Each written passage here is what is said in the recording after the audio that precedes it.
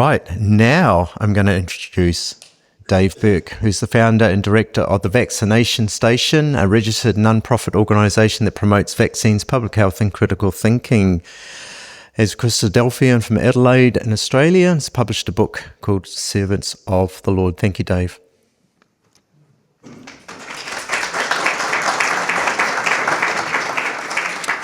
Good morning, everyone. For those of you who don't know me, yes, I'm a Christadelphian from Adelaide. I'm the secretary of my ecclesia there, and I live in the northern suburbs with my wife, Liz, and my two children, both teenagers, Johanna and Thomas.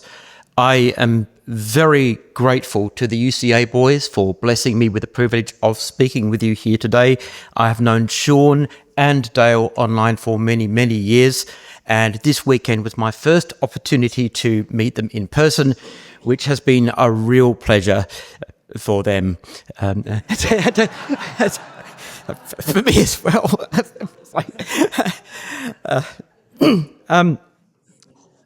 I am speaking this morning on the Kenosis of Christ. I will be discussing a few Greek words. I studied Greek many years ago, did one semester of it.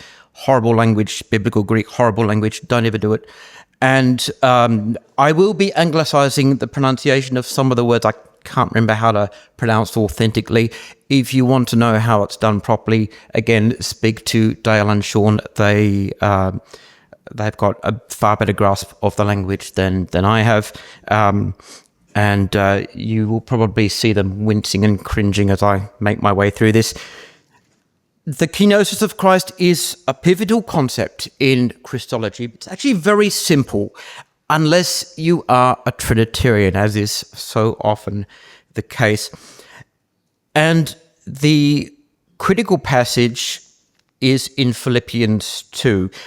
The actual section that's typically studied in this context is Philippians 2, verses 5 to 11. But I will be looking specifically at verses 7 to 8, which is where the kenosis occurs. I have several translations here to give you an idea of the way Trinitarian interpreters approach this passage. And I will read from the NAB Revised Edition, which was published in 2011, because I think it treats the passage pretty fairly. Rather, Jesus emptied himself, taking the form of a slave, coming in human likeness, and found human in appearance. He humbled himself, becoming obedient to death, even death on a cross. That is a very fair reading of the passage.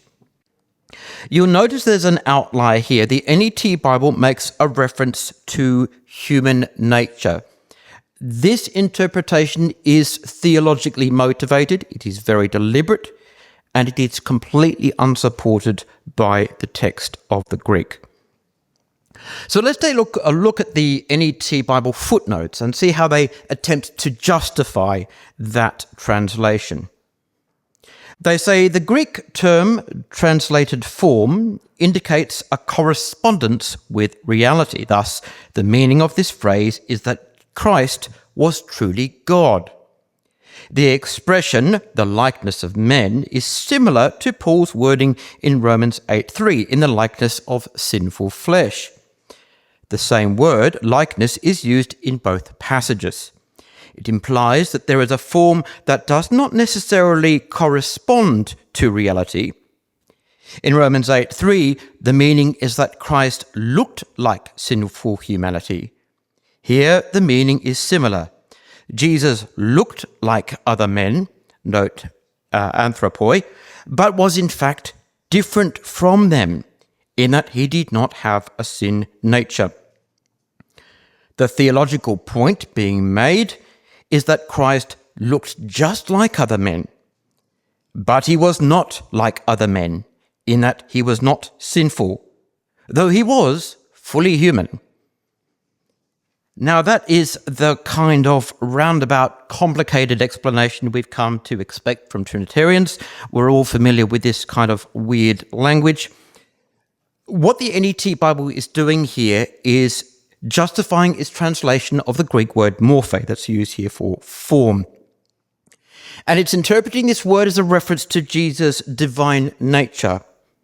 But there's another word here, likeness, which is icon. And the NET translates this as a reference to Jesus' human appearance. So they argue simultaneously that Jesus was fully human, even though his nature was not the same as ours. And frankly, that is special pleading to the point of theological incoherence. So let's take a look at the Trinitarian interpretation as it appears in common commentaries. I'm reading here from the New Bible Commentary. Jesus was truly God before he became a human person. Then, without ceasing to be God, he was willing to lay aside the glory of being equal to God. Literally, it says he emptied himself, not of his deity, but of his glory. He made himself of no reputation. God exalted him to the highest place of honor, and it is most significant, especially when people would say that the Christ of the New Testament is less than God, to realize that in verses 10 to 11, the words which are used in Isaiah 45:23 of God are used of Jesus to express his honor and rule and authority over all creation. Similarly, we have in the opening up Philippians commentary, Paul puts it succinctly by telling us that he, Christ, was in the form, Morphe, of God and equal with God. Verse 6. He did not cling to his divine prerogatives, but willingly laid aside all the trappings of his glory and took our humanity.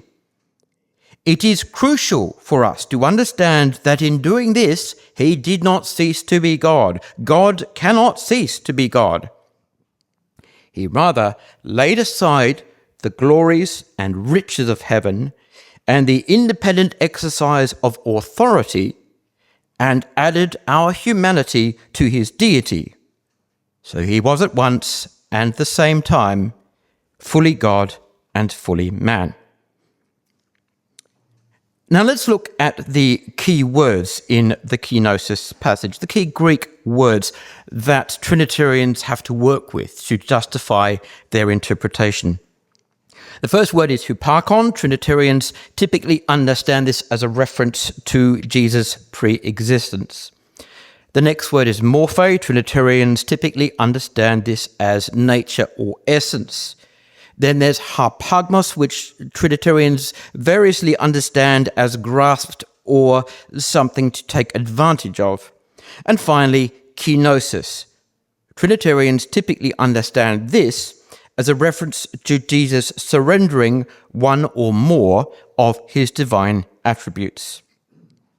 Thus, Trinitarians argue that Jesus pre-existed as God, but upon his incarnation, he refrained from expressing his divine attributes and somehow set them aside. Let's take a closer look at these words and see if the wider context of Scripture, the ways they are used elsewhere, justifies the Trinitarian interpretation.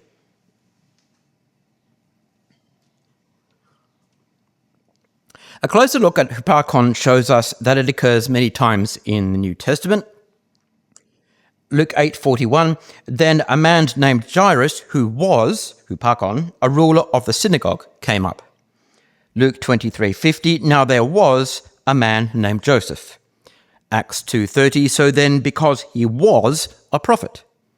Acts 7:55, but Stephen being full of the Holy Spirit. Huparchon means to be present, to be, to belong to, and you'll find that definition in the Louw-Nida lexicon. There is nothing here about pre-existence. It doesn't even suggest that. It is simply the term which refers to something that exists, that is, or has a state of being. So when Trinitarians try to argue that this word implies pre-existence, well, that is a presupposition they're actually bringing to the text and imposing upon it. And I'm quoting here from James Dunn's Christology in the Making, which is an excellent book which I highly recommend. Dunn says the common belief that Philippians 2, 6-11 starts by speaking of Christ's pre-existent state and status, and then of his incarnation, is in almost every case a presupposition rather than a conclusion. A presupposition which again and again proves decisive in determining how disputed terms within the Philippian hymn should be understood. When reading Philippians 2, verses 6-11, we should not try to identify a specific time in Christ's existence when he was in the form of God and before he became like men. And that is a very fair and straightforward explanation of the issue here. Now let's take a closer look at Morphe. Morphe doesn't actually occur that often in the New Testament, so we need to go back to the Septuagint and see how it occurs there. Job 4:16, there was no shape, Morphe, before my eyes. Isaiah 44:13, the craftsman chose a piece of wood and made it like the shape of a man. Daniel 3:19, Nebuchadnezzar was filled with wrath, and the features of his face were altered. And finally, Mark 16:12, Jesus appeared in a different form, which is why his disciples did not immediately recognize him. So Morphe means form or external appearance. And you'll find that definition in TDNT, which is the Theological Dictionary of the New Testament. So how do Trinitarians take this word and decide that it refers to nature? Well, to do that, they have to bypass the New Testament, and they have to bypass the Septuagint, and they have to go all the way back to Aristotle. And I have a quote here from Rodney Decker, the late Rodney Decker, who was a Trinitarian. He wrote an excellent article on the Kenosis of Christ, which I came across many years ago. Before actually coming here to speak with you, I was actually going to email him and see if I could just discuss a few points. But then I discovered he is, in fact, dead. So I decided not to do that because I thought it might be a bit insensitive. But his website has been preserved by his friends, and he's got some excellent material there. I can give you the link to it later if you like. Decker is one of those Trinitarians who looks at this whole Morphe argument and concludes that it is simply not sustainable. He says Lightfoot is a classic example of those who base the meaning of Morphe on Greek philosophy. He explains that it refers to the specific character that Morphe must apply to the attributes of the Godhead. In Greek philosophical literature, Morphe acquires a fixed and central place in the thought of Aristotle. For him, the term becomes equal to a thing's essence, ousia, or nature, physis. A much more likely context in which to understand Morphe is biblical Greek. And that is absolutely correct. So, what is Aristotle's concept of form? Aristotle uses two words for form. That is eidos, visual image, and morphe, shape. In simple terms, for example, a piece of bronze made into a statue, Aristotle's use of form denotes visual appearance or shape. But more often, he means some quality of that object. And to explain what he means, Aristotle gives the example of an axe. The form of an axe, in Aristotle's thought, is not only its shape, but its power to cut wood. And since the axe only has that power by virtue of its shape and some other qualities, the two are closely related. Aristotle regards them as a unity and refers to them collectively as the form. And you find an excellent explanation of this in the Stanford Encyclopedia of Philosophy, which is online, under the title Form and Matter. But the interpretation here, the Trinitarian interpretation, which says that Morphe refers to nature, is simply insupportable. And here is another Trinitarian who comes to that conclusion. He says, quoting here Robert Strimple, "For years I tried to maintain the view of Lightfoot that Paul here uses Morphe with a sense it had acquired in Greek philosophy, particularly Aristotelian, and which Murray speaks of as an existence form, the sum of those characterizing qualities that make a thing the precise thing that it is. But I have to conclude that there is really very little evidence to support the conclusion that Paul uses Morphe in such a philosophical sense here, and that my determination to hold on to that interpretation was really rooted in its attractiveness theologically." A very straightforward, very candid, very honest statement here by Strimple. And I'll quote from another Trinitarian, Oscar Cullmann. He confirms that Morphe corresponds to image in the Old Testament. Cullmann says, "The expression Morphe, form, firmly establishes the connection between Jesus and the creation story of Adam from the very beginning." J. Hearing has correctly pointed out that this Greek word corresponds to the Hebrew image of Genesis 1:26. The Peshitta indicates the same connection in translating with Demuther.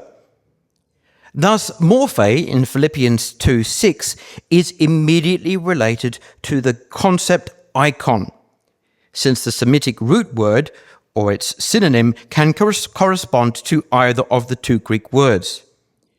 This means that verse 6 does not refer to Jesus' divine nature, but rather to the image of God, which he possessed from the beginning. Now, this is an uncommon position among Trinitarian scholars. You do have to look for it, but it is a robust position, it is biblical, and it is strongly supported by the evidence. So now let's look at harpagmos. How do we find it used in the New Testament? Well, Matthew 13:19, the evil one comes and snatches harpagmos. John 6:15, they were going to come and seize him by force. John 10:12, so the wolf seizes the sheep. Acts 23:10, he ordered the detachment to go down, take him away from them by force. So harpagmos means to take something forcefully. Again, TDNT. And Trinitarians sort of have a bit of a problem with harpagmos in the same way they have a problem with Morphe, because the clear meaning of this term does not support their argument from Philippians 2. So they have to do something weird with it. Let's see what they do. I'm going to quote here Dennis Ray Burke Jr. And he says, the question arises then as to how this phrase can be theologically intelligible. How can this interpretation make sense, given that form of God refers to the Christ's pre-existent essence as deity? Should not Christ's equality with God be considered just another way of referring to his pre-existent essence as deity? The answer to the last question is no, if we consider the possibility that form of God refers to essence, while equality with God refers to function. If harpagmos be understood according to the above analysis, then Christ is said not to have snatched at or grasped for equality with God. Now, let me unpack that for you, because this is a bit complicated. What he's doing here is attempting to reconcile two competing concepts. A, the Trinitarian belief that Jesus is equal to God, and B, the Apostle Paul's statement that Jesus did not regard equality with God as something to be grasped, which means he didn't actually have it. In Burke's article, he acknowledges that most Trinitarian scholars equate form of God with equality with God because they interpret form as a reference to divine nature. He correctly observes that this conflicts with the implications of harpagmos. And his solution is to argue for two different forms of equality. He says equality of nature, which Jesus has by virtue of his Morphe, is distinct from equality of function, which he says Jesus did not possess and chose not to grasp. Now, that line of argument actually puts him at odds with the standard Trinitarian interpretation and also with the Trinitarian historical creeds, which argue that Jesus is equal with God in nature and in function, and always has been. And it leaves him vulnerable to accusations of heresy. So he later wrote an article entitled "The New Evangelical Subordinationism?" in which he lamented that the debate was far from settled and had now been co-opted into a secondary discourse about male and female roles within the family and the church. And this whole dispute about equality in Philippians 2 and its wider implications within the Godhead is still ongoing in Trinitarian scholarship and is taken very seriously by both sides. But what did Decker say? Decker noted that Adam is in view here.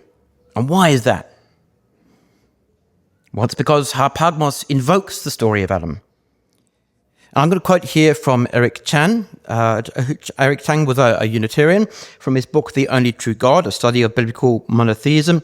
He says, once we have been freed from the Trinitarian indoctrination, which insists that being in the form of God simply means being God, and once we have regained some degree of clear-mindedness, we should easily be able to see that if Jesus were God, there would have been absolutely no reason or need for him to grasp, harpagmos, at equality with God, since he already possessed it. Only someone who did not possess equality with God, as in the case of Adam, might desire to grasp at it.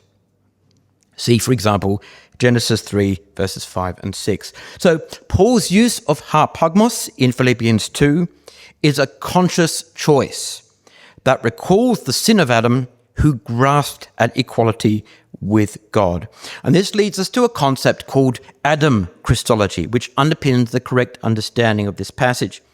Adam Christology is the key to kenosis. I'm going to quote here from James Dunn again because he just puts it so well. It was Adam who was in the form of God. Adam who became what men now are, in contrast to what God had intended for them. The language was used not because it is first and foremost appropriate to Christ, but because it was appropriate to Adam. Drawn from the account of Adam's creation and fall. It was used of Christ, therefore, to bring out that Adamic character of Christ's life, death, and resurrection.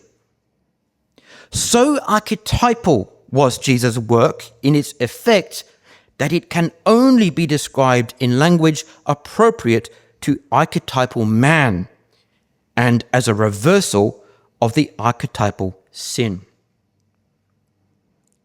Now, Trinitarians are familiar with Adam Christology and they are divided over it. Some endorse it because they see the connection as purely typological and they believe it doesn't present a threat to the doctrine of the deity of Christ. But others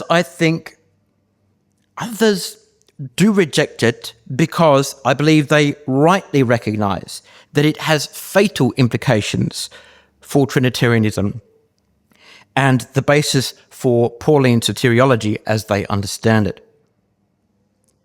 But non-Trinitarian scholars recognize that Paul's implicit parallel with Adam in Philippians 2 is both typological and ontological.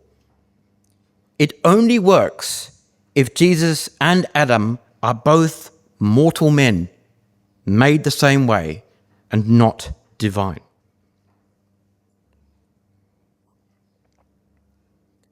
So now we come to this word kenosis. Let's see how it's used in Scripture. Romans 4:14. If heirs by the law, faith is empty, keno. 1 Corinthians 1:17, so the cross of Christ would not become empty. 2 Corinthians 9:3, so that our boasting may not be empty. Philippians 2:7, but emptied Kenosin himself by taking on the form of a slave. Keno, or in its other forms, kenosis, means empty. Kenosis means to make empty. Again, TDNT. But what does it mean to become empty? Well, Trinitarians aren't sure about that either. And this brings us to Kenotic theology. In the 19th century, a Lutheran theologian called Gottfried Thomasius proposed that Jesus gave up omniscience, omnipotence, and omnipresence as a necessary part of the incarnation process. And this view is known as Kenotic theology. And despite considerable pushback from traditionalists, versions of Kenotic theology have gained a strong following within Trinitarian academia, enjoying support from otherwise well-regarded Trinitarian scholars, including Vincent Taylor, Gerald Hawthorne, William Lane Craig, J.P. Moreland, Millard Erickson, and others. So Trinitarians are far from united on the question of what the kenosis actually involved. And attempts have been made by Trinitarians to avoid kenotic theology. Here's a quote from Mike Riccardi. He says, the text teaches then not that Christ emptied himself of something, but that he emptied himself, he nullified himself, he made himself of no effect. The Son himself is the object of this emptying. He did not empty the form of God, nor the divine attributes, nor his divine prerogatives, but himself. Then the very next phrase explains the manner in which the Son made himself nothing. Christ made himself of no effect by taking on human nature in his incarnation. He nullified himself not by subtracting from his deity, but by adding his humanity. This is an emptying by addition.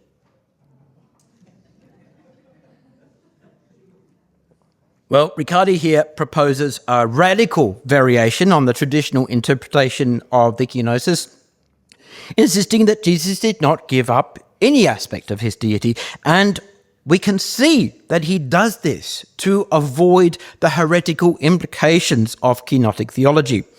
But the result is an illogical mess. Notice also that this interpretation exemplifies the low anthropology of Trinitarianism. They have a low view of humans. Years ago, when I was preparing for my debate with Robert Bowman, Brother Stephen Cox commented to me, Unitarians have a high anthropology, but a relatively low Christology. We have a high view of humanity, and a relatively low view of Christ, because we don't think he's God. Whereas Trinitarians have a low anthropology and a high Christology. And the genius of that observation has stuck with me because it explains so much. Taking on human nature is itself a humbling experience for the Trinitarian Jesus, because being human is bad. But in the Unitarian understanding, being human is good. We are made in the image and likeness of God. We are made a little lower than the angels. We are the pinnacle of creation, and Christ is now the pinnacle of that pinnacle. This is something to be celebrated. This is a blessing. This is a wonderful privilege we have on this glorious creation of God. But this exegesis here by Riccardi is just all over the place. It reeks of a dualism with Gnostic undertones in which spirit is pure while matter is impure and inherently evil. And only a Trinitarian could give us the breathtakingly weird phrase, "This is an emptying by addition." So, in his paper on Philippians 2, Decker lists 10 different Trinitarian hypotheses about the meaning of Philippians 7, what the kenosis actually was and involved. Some of these are ancient, some are modern and current. And I'm not going to read them all out. There's about 10 of them, and it would take too long, but you can get a sense just by quickly looking at them. And of course, it'll be easier once you can see them in the video. The problem for Trinitarians is that it is almost impossible for them to interpret this entire passage without falling into one form of heresy or another. And certainly they cannot do it without disagreeing with other Trinitarians. So I've got a quote here from a lecture by Theodore Mauch. He says, "In Trinitarian Christology, the truly human is accomplished by someone who is pre-existent and transcendent." Well, emptied he may be, but is he truly man? If he is truly emptied, then why not start there instead of constant reminders about his having the pre-existent context? It is difficult to have a two-nature theory and not refabricate dualism. The impact of this kind of Christology is that it confirms the Greek notion, and one might add the archaic ancient Near Eastern view that to be human is a negative condition. So for the human Jesus, kenosis is necessarily difficult. It involves humility and submission to the will of God, and we humans know that does not come easily. But if Jesus is God, the kenosis is just another miracle that he can effortlessly perform. And it requires no submission of will because he is God. He shares that same will. There's no sacrifice, there's no challenge, and thus no great example. He just has to pretend to be human for a while. See, the kenosis only has exaltational power if Jesus is made exactly like us. Because the kenosis is something we have to be able to relate to and emulate. We can't do that if it's an ontological, supernatural event. But we can if Jesus is made exactly like us, as Hebrews confirms. So I want to explain then, on the basis of what we now see, the context of the kenosis. The central theme of Philippians 2, the central themes are unity and ministry. Paul exhorts the Philippians to set aside selfishness and vanity and to put others before themselves, to serve their community with humility. He urges them to follow the example of Christ, who was born with unique privileges as the Son of God, but lived just like other men. In contrast to Adam, Jesus never grasped at equality with God. Instead, he humbled himself and became the servant of humanity and of God. Obedient all the way to the cross, he was raised and exalted as God's perfect representative. And the obvious parallel here, apart from Adam, is to the suffering servant of Isaiah 53. Taking the form of a servant does not refer to a change of nature, but rather submission to a role. What does Christ himself say in Luke 22? Not my will, but yours be done. So under the high anthropology of Unitarianism, it is not being human that humbles Jesus, but his mindset and activity. Human nature is not inherently evil, and thus there is no need to argue that Jesus' humanity was somehow different from ours. Trinitarians have to do that because they are wedded to the notion of original sin. Theologically, they need Jesus to be God. Theologically, they need him to be man, but also theologically, theologically, they can't afford him to be too much of a man. They can't afford for him to be too human. So he's got to be a sort of human. But that doesn't work because Jesus' true humanity is an essential element of God's salvation plan. The form of a servant is shown to us very strongly throughout Christ's life. Matthew 12, 17 to 18, Luke 22, 27, Acts 3, 13, Acts 4, 27. Jesus was God's servant, and he performed everything that God asked him to do. And on that final night before his death, he washed his own disciples' feet, becoming, to their great embarrassment, a servant even to them. Kenosis thus is a metaphor. Theological preconceptions about nature and pre-existence lead Trinitarians to perceive the kenosis as an ontological event, and that makes it difficult for them to explain what Jesus emptied himself of when he became incarnate. But Scripture shows us that kenosis is a metaphor for obedient submission. Jesus did not literally empty himself of anything. Instead, he willingly placed himself lower than his peers for a ministry of service and self-denial. So the kenosis occurs in the context of Jesus' humanity, not his alleged deity. And what is the result? The exaltation of the servant. I'm going to quote again from March. In the climax of the Philippian hymn, everyone recognized the servant, doulos, the man who realized God's lifestyle, and the man who realized God's intention in making man in his image. Everyone acclaims this man as Lord, Kyrios. In the servant, God the Father is glorified, as in Isaiah 49:3. Yahweh is glorified in the servant. This Hebraic reading of the Philippian hymn sees the themes as expressing not divine, albeit for a time veiled, ontology. Instead, the emphasis is upon activity, which indeed is the way the Old Testament speaks of God and man. So in order to fulfill God's plan of redemption, the second Adam had to succeed where the first Adam failed. And that's why this parallel is only valid if the second Adam was made exactly like the first Adam.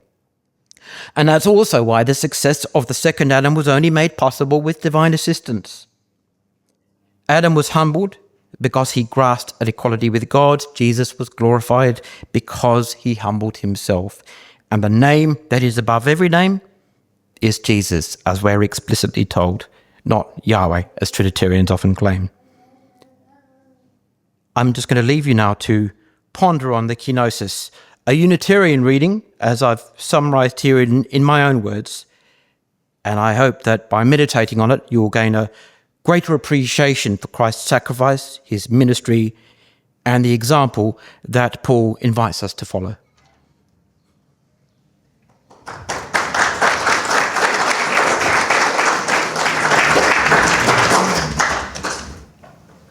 Thank you, David, for that.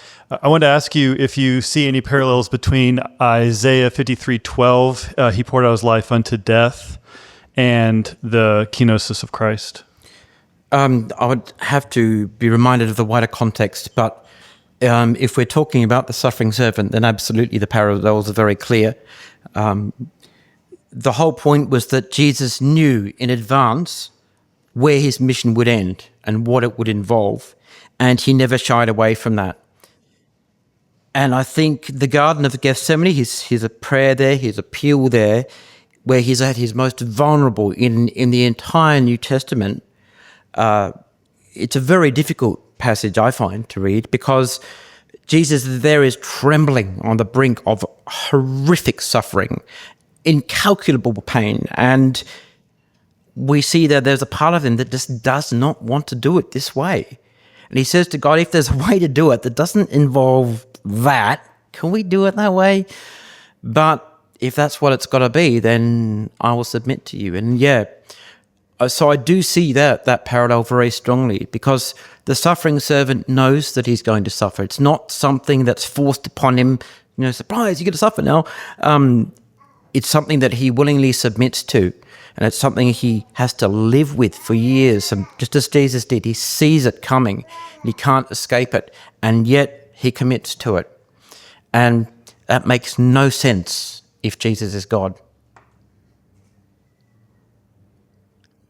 Honouring Christ as the pinnacle of creation is a wonderful freedom. What other freedoms do you think we enjoy as Unitarians?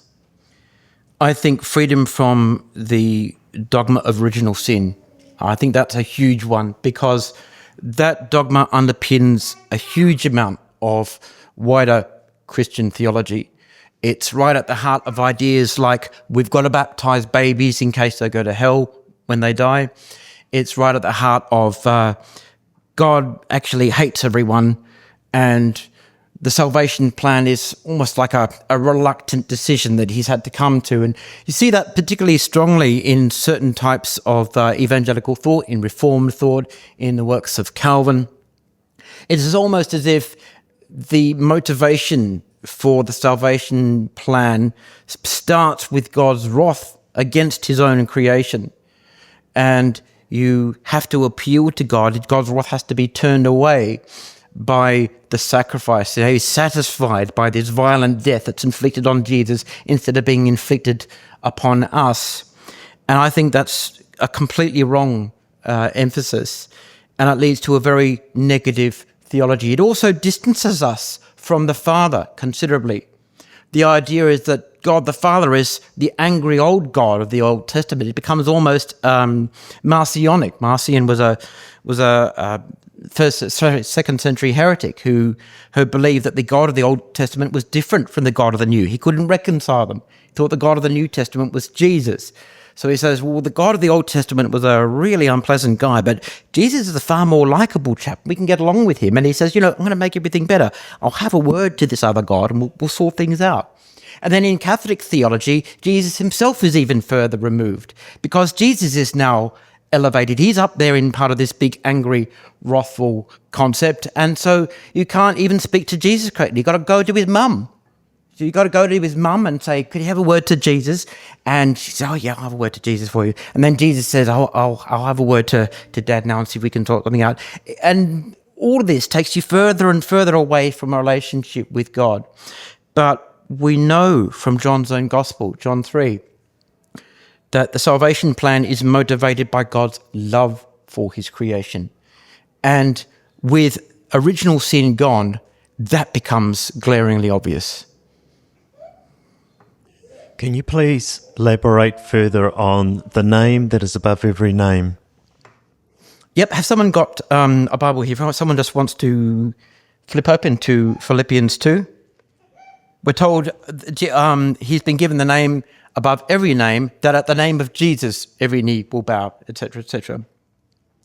The name that is above every name, obviously it's not above the name Yahweh, but it's used. This expression is used in the same sense as we find in Corinthians, that we're told Jesus will be above everything. Everything will be placed under his feet. Oh, except, as Paul explains, obviously, the one who put everything under his feet. So there is a little ellipsis we have to read into here and understand that the name of Jesus is above every name because it is a saving name. And that is the name that he's been given.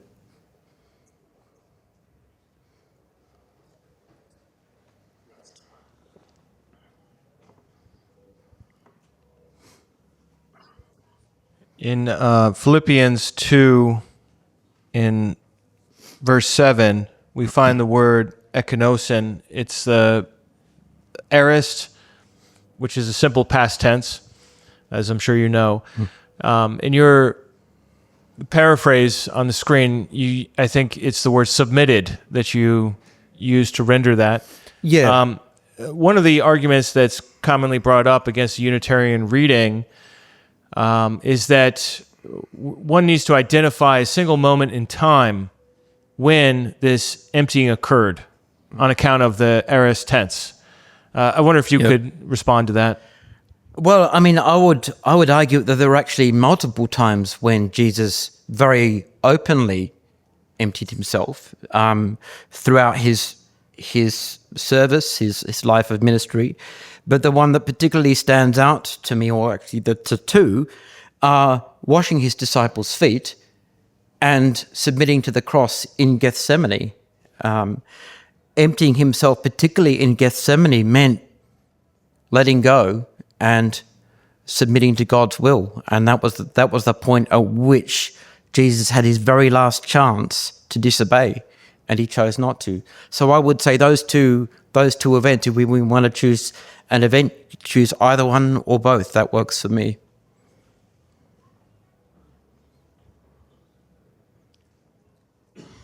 Thanks for your comments, Dave. Just a question, really comment that you might make. Out of arising from your discussion on Morphe, the Morphe of Jesus, it strikes me that the suffering then has to happen in some sort of an arena. If it's happening in Jesus' nature, then he is suffering as a human. If in fact he's God, then it's a tokenistic suffering, and in fact it's a divine what's the word? Just theatre, really. Yeah. So that then turns that entire model of Jesus and vis-a-vis his suffering into idolatry, really, and it's exactly what religions have subsequently done with the body of Jesus. They've hung it on a cross and they put it up on their walls as if that's where the suffering, the effication comes from, his death.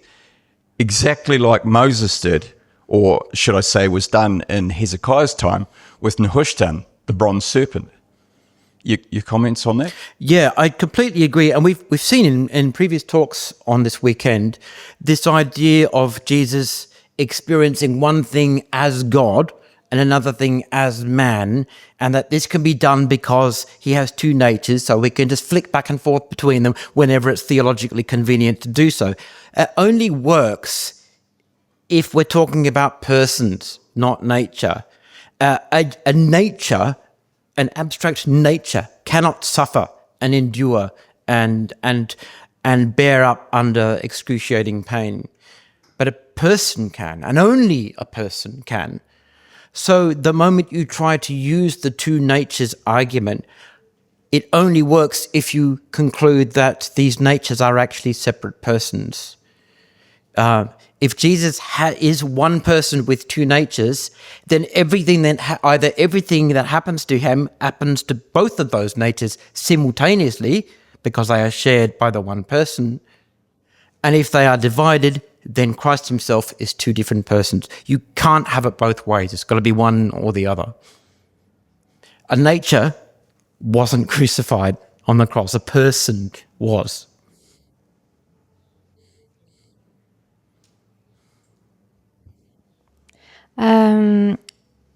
I was thinking about this word, laborn, I think I don't know how to pronounce it, but which often means to be received more than other things. So it seems likely that actually Jesus was received in the likeness of man. And I was thinking that at one point the Jews wanted to take Jesus by force and make him their king, and Jesus denied that and he ran away. And I was thinking, is that possible that is what Philippians 2, this passage, is saying, that instead of being received like a king, sort of equal to God, that actually he was received like a guy, like not the average Joe, but that his disciples, they just followed him. He was Jesus. He wasn't their king. You know, he wasn't elevating himself to like the position of rulership that people were sort of expecting of the Messiah. That's an aspect of the passage which I haven't actually looked into personally, but now that you bring it up, it makes perfect sense to me. And it's very interesting because it's also another way to argue that Jesus is not God, because his disciples certainly didn't think he was. Judas was so convinced he wasn't God that he sneakily went off behind Jesus' back and betrayed him. If Judas had believed Jesus was God, he wouldn't have tried that for a minute. He knows that Jesus has limited knowledge. He knows that Jesus can be betrayed. And Jesus actually, of course, implicitly at the supper says, by the way, I know what's going to happen. You may as well just go on and do it now. And whether or not Judas fully understood what Jesus was saying is a different matter. But nevertheless, he went ahead and did it. So, yes, Jesus is received by his disciples not as the Messiah that they expected, and they struggle to get their heads around it. Certainly the people have great difficulty because they believe the Messiah is going to be a conquering redeemer who overthrows the Romans and rescues them and makes everything right again. And that's why they're so disillusioned and disappointed when he doesn't do that. So yeah, I think you're making an excellent point. He's not just appearing as a man, he's received as a man. And this, I think, strongly amplifies the Unitarian interpretation.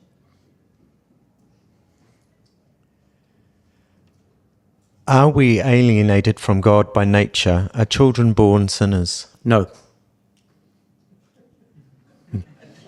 We become sinners when we sin. And interestingly, and it took me a while to find this out because I hadn't really looked much at their theology, but the Orthodox Church agrees with us that there is no such thing as original sin.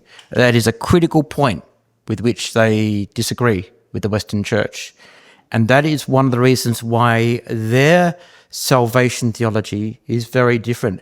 They strongly emphasize the love of God, the reconciliation of God. They are even more inclined to embrace, although they officially don't, but they are more inclined and more sympathetic, shall we say, to the idea of universal salvation, universalism, the idea that started with Origen of Alexandria, whom they still regard very highly, even though the Western Church considers him a heretic.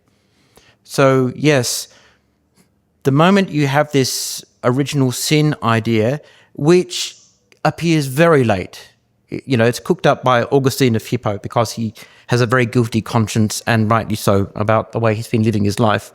And then he dumps it on everyone else and says, by the way, this is why we're all bad and God hates us, and this is the new theology that I've worked out to solve all of this.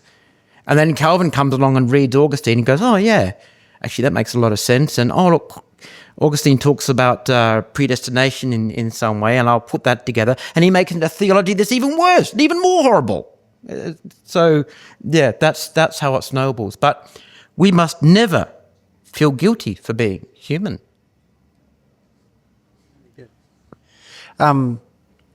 Some Unitarians don't see a link to the Adam Christology that you've presented. Could you comment on those who might disagree with that link due to lack of sort of quotations of any That's Adam? new to me. I haven't found any Unitarian scholars who deny it, and I haven't encountered a Unitarian who says, I still can't see it even after you've explained it to me. So I can't really comment, but I haven't read any Unitarian writings that actually make that argument. It is strongly in our favour that Trinitarian scholars recognise the link, realise how dangerous it is for their theology, and say, well, we need to be very careful here. We don't have to be careful. We can understand and accept exactly what Paul says and means. Yeah.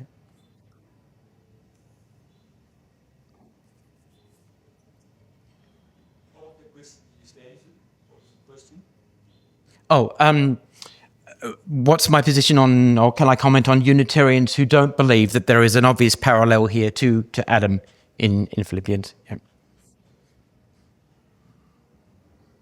Do we have someone over here with a question? Oh, sorry. No worries.